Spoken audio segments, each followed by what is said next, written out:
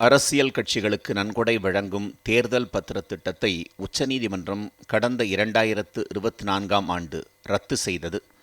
அந்த திட்டம் அரசியலமைப்புச் சட்டத்திற்கு எதிரானது என்று கூறி தடை விதிக்கப்பட்டதைத் தொடர்ந்து தற்போது காசோலைகள் மற்றும் இணையவழி பரிவர்த்தனைகள் மூலம் மட்டுமே எந்தவொரு நிறுவனமும் அரசியல் கட்சிகளுக்கு நிதியளிக்க முடியும் என்ற நிலை ஏற்பட்டுள்ளது.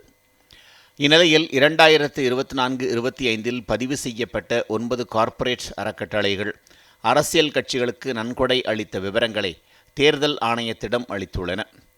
இந்த அறக்கட்டளைகள் மொத்தம் 3811 கோடி ரூபாய் நிதி அளித்துள்ளதாக தேர்தல் ஆணையம் தெரிவித்துள்ளது.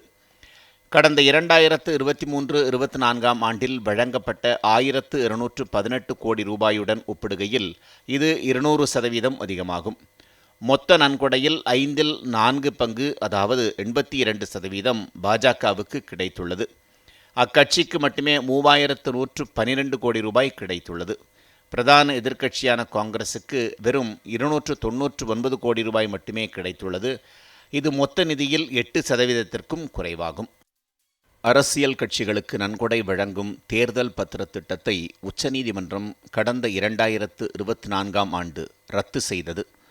அந்த திட்டம் அரசியலமைப்புச் சட்டத்திற்கு எதிரானது என்று கூறி தடை விதிக்கப்பட்டதைத் தொடர்ந்து தற்போது காசோலைகள் மற்றும் இணையவழி பரிவர்த்தனைகள் மூலம் மட்டுமே எந்தவொரு நிறுவனமும் அரசியல் கட்சிகளுக்கு நிதியளிக்க முடியும் என்ற நிலை ஏற்பட்டுள்ளது.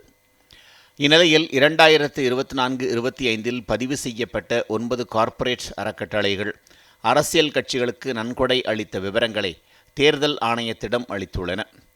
இந்த அறக்கட்டளைகள் மொத்தம் 3811 கோடி ரூபாய் நிதி அளித்துள்ளதாக தேர்தல் ஆணையம் தெரிவித்துள்ளது.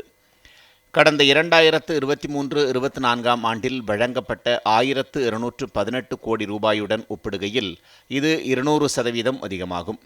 மொத்த நன்கொடையில் 4 பங்கு, அதாவது 82% பாஜகவுக்கு கிடைத்துள்ளது. அக்கட்சிக்கு மட்டுமே 3112 கோடி ரூபாய் கிடைத்துள்ளது. பிரதான எதிர்க்கட்சியான காங்கிரசுக்கு வெறும் 299 கோடி ரூபாய் மட்டுமே கிடைத்துள்ளது. இது மொத்த நிதியில் 8%க்கும் குறைவாகும்.